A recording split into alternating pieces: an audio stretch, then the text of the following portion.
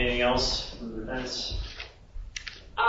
Sir, the only other thing is that Airman Castle would like to take a few minutes to address you. Right at his table, he's allowed to just stand where he's at, and other than that, we do not have anything else. Okay, sure. Airman Castle, it sounds like you wish to make a statement. Do you wish to make a sworn or unsworn statement? Sworn would be fine, sir. Okay. Sir, this will be an unsworn statement. Unsworn. Unsworn, sir. Yes. Okay. Okay, go ahead. Okay, thank you, sir. I just want to share a few things that I had a couple of days to write notes about. So first and foremost, my medication issues, I'll just start with. It's a complete mess.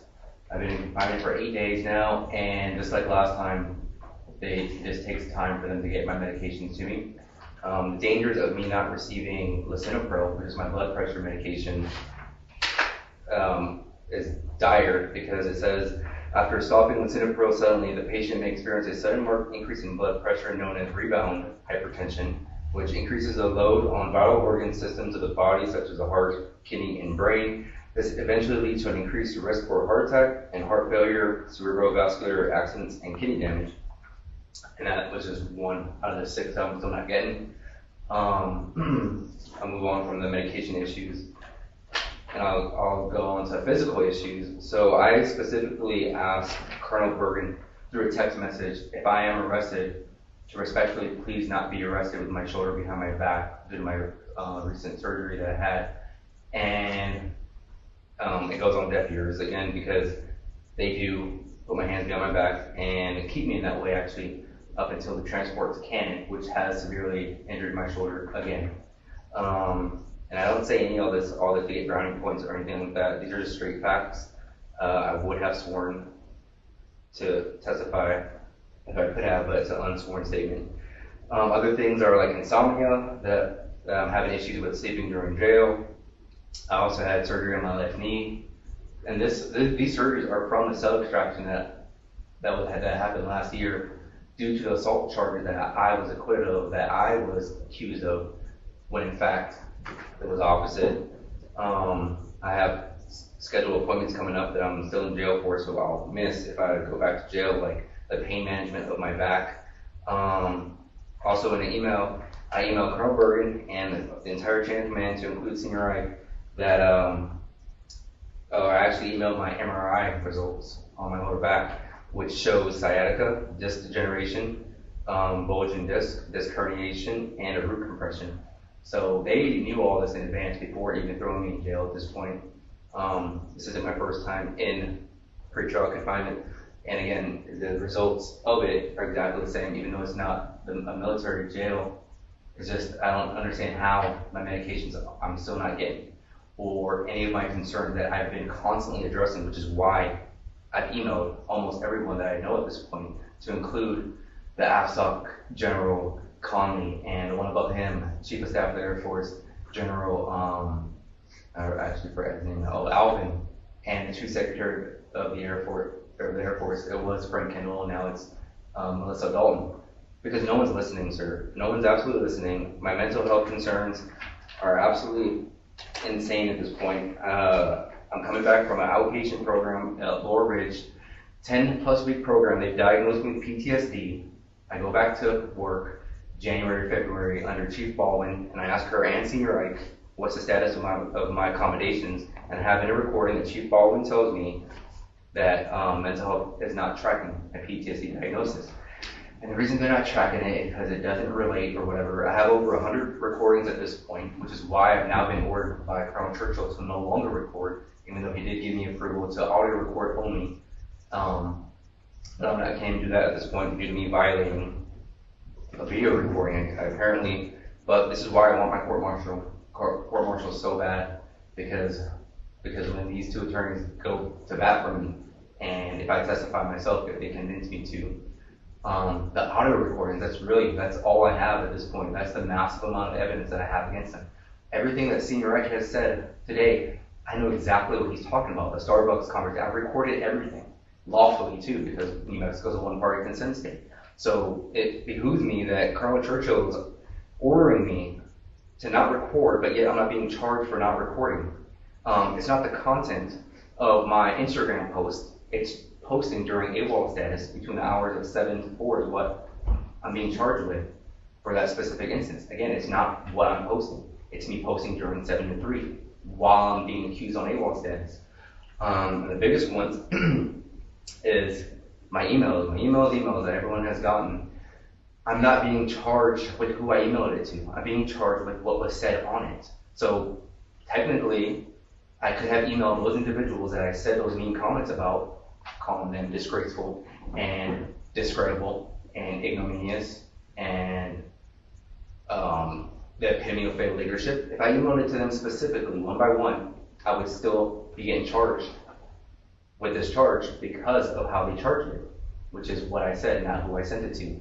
So for the whole prosecution team to even put an argument that I'm going to engage in serious misconduct, criminal misconduct actually, alleged criminal misconduct, when they're not even charging me for who I'm sending the emails out to, again, startles me. My TTM denial. So the whole thing, sir, is my TTM. After my CDE, that Senior Ike said that he was present for the order of which he was, but he was mistaken about the date of when the mental health incident happened between him and I, which was almost mid-June, after the CDE. Anyway, here's the order here's the order real fast, sir. After the CDE, I had a team, let me rephrase. During the CDE, there's a TTM that happened in between, intermittently.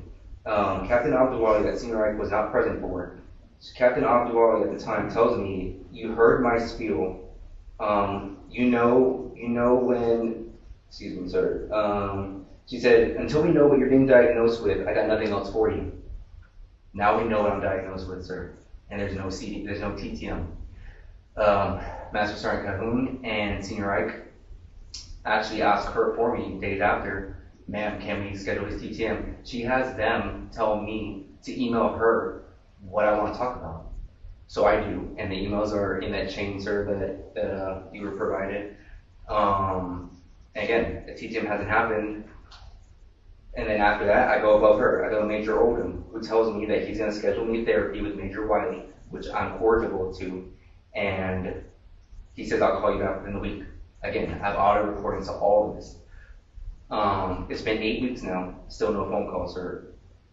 Next, I find out that there's a secret TTM that I believe Senior Ike was present for it. If he's not, then I apologize, but I believe he was part of it from what I was told. That the wing commander himself, Colonel Bergen, before he was relieved of his command, not disrespectful, whatever happened with him, that honorably, I'll just add. So they have a secret TTM about me that had everyone in attendance, from my understanding, which it's unfortunate that wasn't brought up throughout this PCRO, which I really wish it was talked about. But from my understanding, Colonel Churchill was a part of it, Senior Ike was part of it, Captain Abdulwali was part of it. My entire chain of command, over 10 people or 11 people, in the top ranks, including Chief Marburg, I believe. And so they have a secret TTM about me. They don't invite Captain Toronto, my ADC. They don't invite me. I learn of this, and then I get an LOR the next 2 duty days about the incident with Senior Ike and I. So I don't understand what the TTM was in relation to when I'm getting LORs. No one has even asked my side of what happened with Senior Ike. I would really appreciate if it's possible if you could read my rebuttal, sir, that was also provided in one of the attachments that you should have in the DOD safe. But that's my version of what's happened between Senior Ike and I. And I have audio recording of what happened halfway throughout. I wrote notes on what Senior Ike has said, and just to correct some of that real fast. So yes, he did say that he asked me if it could be at 1 o'clock. Absolutely true. But I don't know if you remember, Sergeant Cahoon said that, and Senior Hunt said that they changed my hours from 9 to 1500, and then they changed it from 9 to 1300. So for Senior Ike to ask me who authorized you at 1300 already, I don't want to say set me off, but already it just looks like I'm being dishonest. I could have told him who, but I don't know, just the way he approached me with that. Because I know I'm not lying, but he's coming at me as I am. At least that's how I took it. Of course, he finds out that I'm actually telling the truth when he calls my I don't know who's my supervisor at this point. He calls Sergeant Cahoon, and he verifies that with him. Then Senior Ike does say, can 12:30 work? I think about it, and I said, no, that can't work, let's just do it next week. But he doesn't know, Senior Ike has no idea that I have to go upstairs to TOPA, I have to just do some referrals up there, I have other things to do, I haven't had lunch yet, and I don't have time to cut what I need to do for my physical stuff to address this LOR closing that he wanted to do with zero notice on my behalf. Absolutely zero notice. So he wasn't understanding of that. He mentioned that I said his breath stinks. Well, the video's on my Instagram, and you can listen for that if you can hear that. That was not even on the LOR from Colonel Churchill of me saying that part. He said he wasn't falling into that trap. Okay, so for him to even say that he's falling into my trap means that I had to somehow plan all of this, that I knew he was there, and we're just gonna get into an argument, and I wanted to coax him into calling security forces to apprehend me. I don't think I heard Senior Ike mention the word apprehension, but in the audio recording, he said, if you step to me again, I will apprehend you. That's a threat to me. Thank goodness, and nothing escalated after that, which is why I needed to get away from him immediately, walk away from the situation, which I did. And as I'm walking away, which you can also hear on the audio recording, he heckles me the entire way to the car, to the front parking lot, provokes me even further. I do stop, and I tell him, what are you doing? Why are you following me? And he says, what he said, that was truthful. But at that point, for him to say he didn't want to fall into my trap, it's almost like he trying to trap me into doing something to him. So this is what I'm dealing with, sir. This is all from the previous court-martial. Oh my gosh, sir. Senior Ike, he's the new Tech Sergeant Crispin, which is the first sergeant. Like they just Abduwali, Captain Abduwali, excuse me, she's the new Lieutenant Colonel Vasquez. Colonel Churchill is the new Colonel Roche.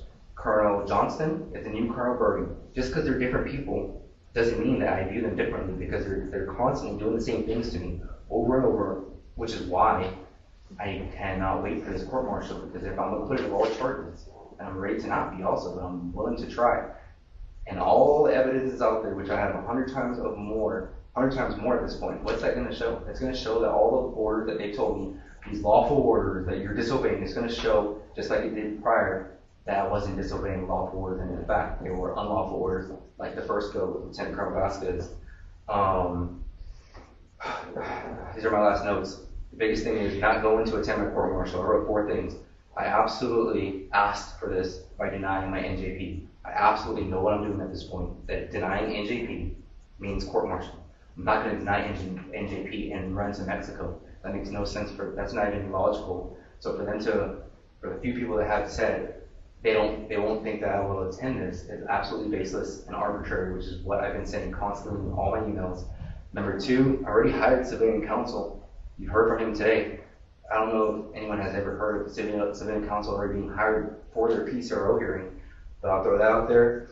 10 months ago, I had my court-martial, and oh, yes, sir. So last 10 months ago, I had my court-martial. I was on approved parental leave, 12 weeks parental leave. If I wanted to not attend the court-martial, it would have been that one. Because me and my fiance right here with my son, we're in San Antonio, Texas, and again, the court-martial was throughout parental leave that I came back for appropriately in uniform, and I did what we had to do. So again, in all the emails that I'm stating, the plethora amount of times of me stating, I want this is an understatement at this point.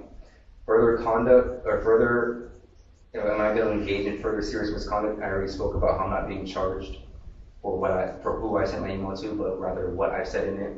I really want to hit that one, sir. And again, with my Instagram posts, again, not with what I said this time, like it was with my emails. It's that I'm posting throughout duty hours, again, during alleged AWOL.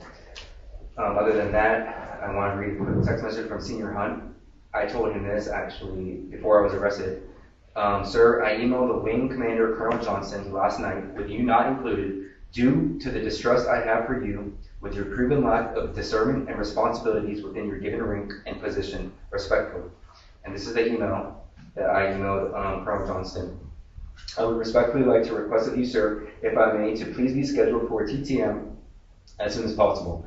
I've undergone a CDE by the order of Major Abduwali for May 30 and 31 of 2024. I had a premature TTM as well on May 31. During the evaluation process, Major Abdulwali stated to me at the conclusion of that TTM, quote, "So until the CDE comes back and we can actually figure out what you are being diagnosed with, I got nothing else for you," end quote. I received my full CDE results on July 9, 2024 on what the summary of presenting illness, impact on duty and mission, collateral information, risk assessment, and clinical impressions state I also believe to be critical. Colonel Churchill states to me on June 25, "There may be some disconnects in terms of what you are tracking with medical type stuff that I need to get a handle on and make sure that you are aware of the status of all this stuff." So I'm taking that back for action, Lance, to provide you the update with respect to MEB and anything else on the medical front, okay? So we owe that to you, end quote. And I have that in a recording as well that's attached to the attachment sheet that you have, sir. He says, it continues with, "My official MEB was approved on July 8th with the verbiage of the FL4 stating, after review, this member requires a full medical evaluation board for a retention decision by the Physical Evaluation Board, the PEB. And on July 10th, 2 days later, my MEB was canceled with the verbiage on the FL4 now stating, member's case is returned without action, member is no longer eligible for disability processing. Once the member is physically present for duty, again, a clinical and legal update will be needed to this office. I've also been promised by Major Oldham in early June that he would also provide me with a follow-up update for me to see Major Wiley for therapy and the status of this post-CDE TTM. I've yet to receive a single phone call. Lastly, as I'm sure you're aware of my progressive current dilemma, the current lack of treatment for my severe mental health concerns should not be used as a form of chastisement in which I wholeheartedly believe to be happening to my family and me.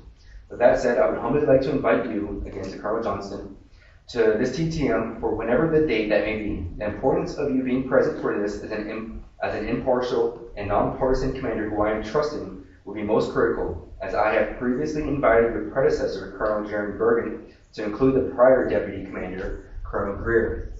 But unfortunately, it was to no avail. If you are unable to commit to this TTM, I would humbly like to invite your deputy commander, Colonel McMaster. I've provided several attachments for some of the information that I stated above. As I'm sure you're aware and then I said, I thank you graciously for your time. Very respectfully, Lance Castle, follower of the Lord Jesus Christ. And I sent this to Colonel Johnston, and I CC'd Colonel McMaster, Colonel Churchill, Lieutenant Colonel Atkinson Adams, Major Dosler, Major Abdulwali, Major Oldham, Master Sergeant Weber, Master Sergeant Cahoon, and Captain Tirado, and my ADC counsel, Dan Conway. He didn't respond. I have no other choice but to constantly keep emailing higher 2 days after that email. So with all that said, sir, I really don't know what else to say actually other than that. I prepared that speech for you right there within the last 3 days.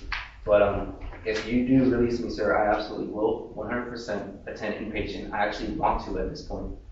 Absolutely want to at this point, sitting in that confinement cell. And with everything that you heard today, them even thinking it would be beneficial, I'm absolutely willing to give it a shot and be active in the treatment plan of that. And yeah, I appreciate your time. Absolutely. Thank you.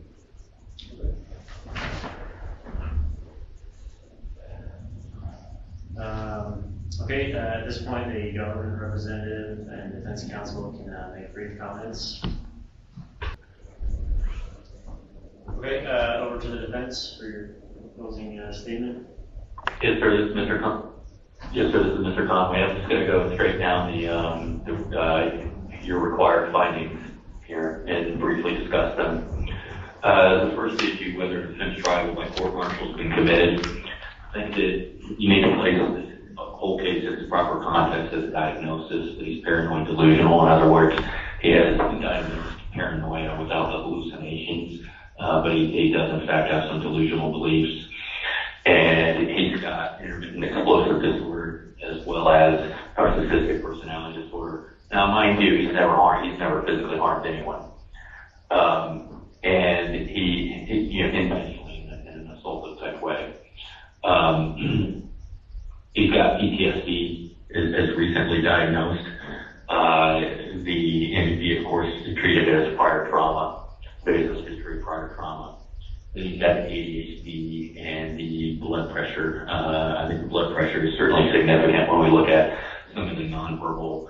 You had witnesses during this hearing commenting on sort of nonverbal reactions, maybe even as aggressive, which are probably more the result of hypertension. But in terms of whether a court-martial offense has been committed, I'm not going to belay, but you have the PIF. I'm going to give you the Cliff Notes version here. That this was, you have Lieutenant Colonel Vasquez, who's a former Marine. I'm a former Marine.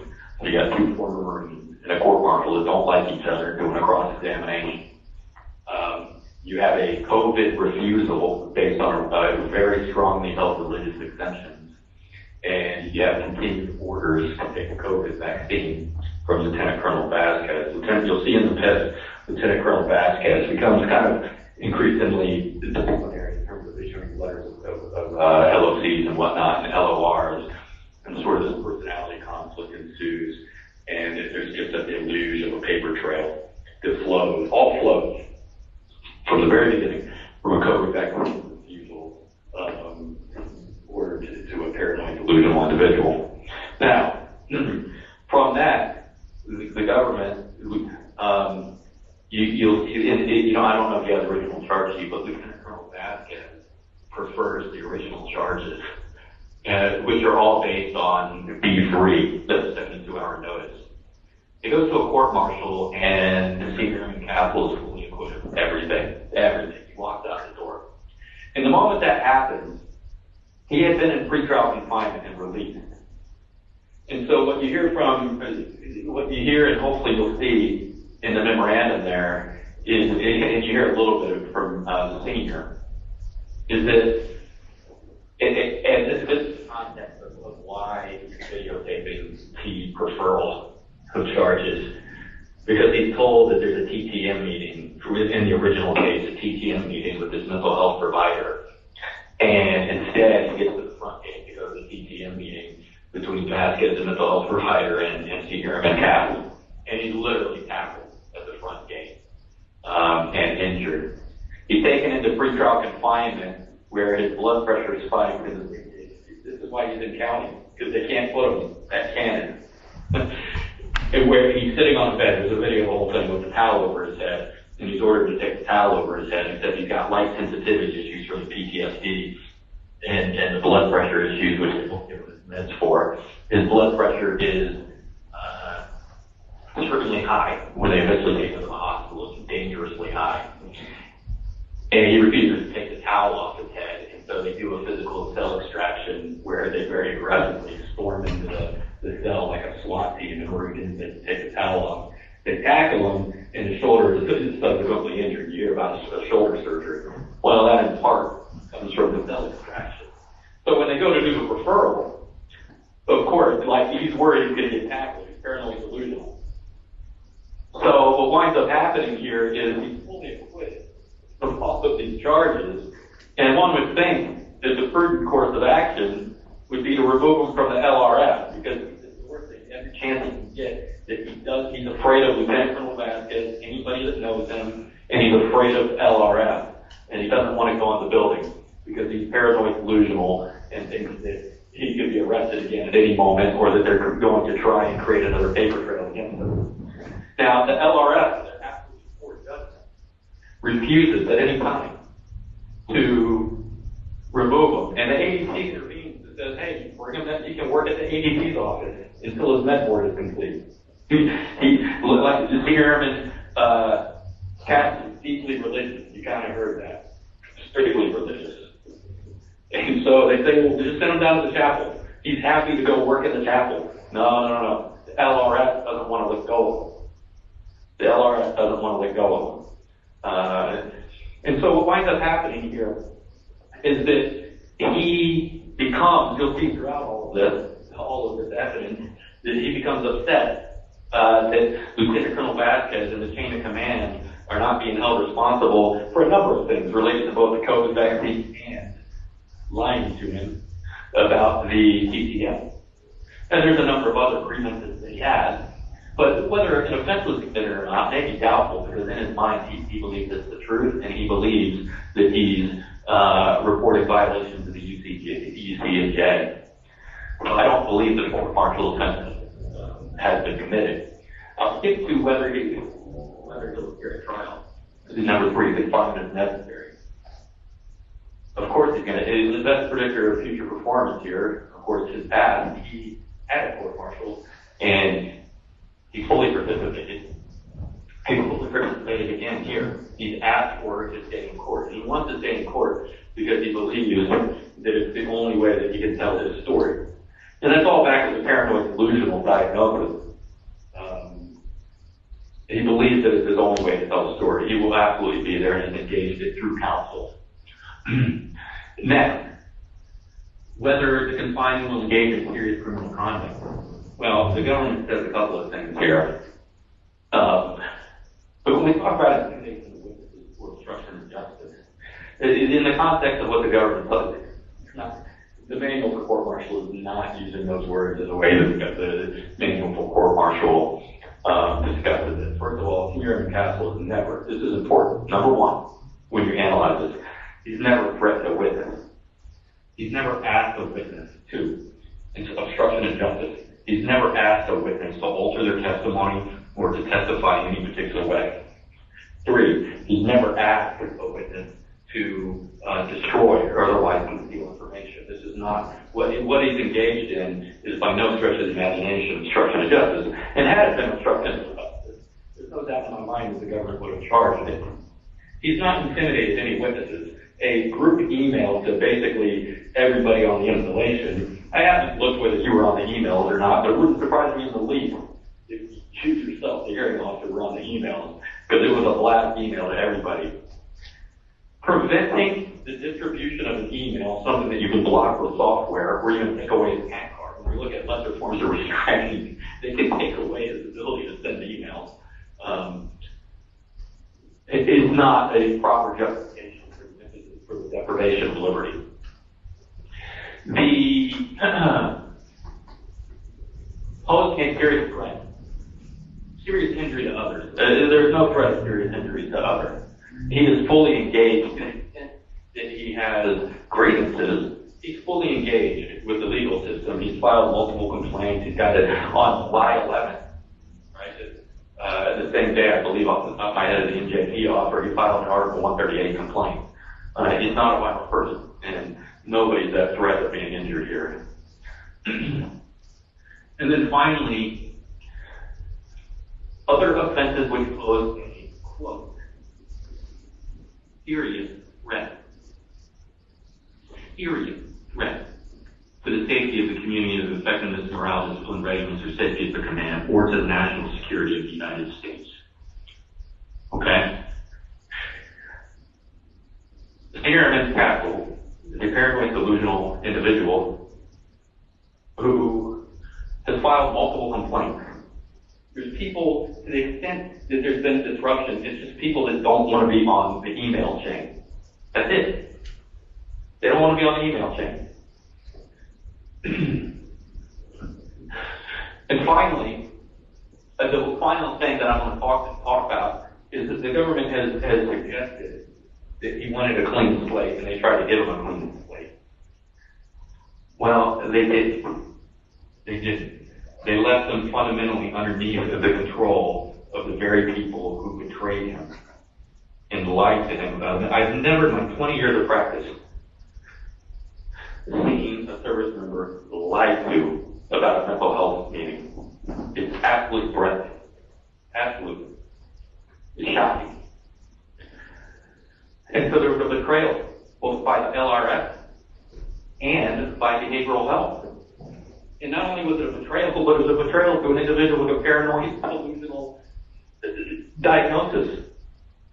And so what we need here, sir, I know you have no control over the charging document, of course, but he needs to be released. This is not a proper deprivation of liberty. And even the master sergeant, I believe, or the senior master sergeant, Calhoun, indicated that he needs inpatient treatment, will comply with inpatient treatment. Should have had inpatient treatment a long time ago.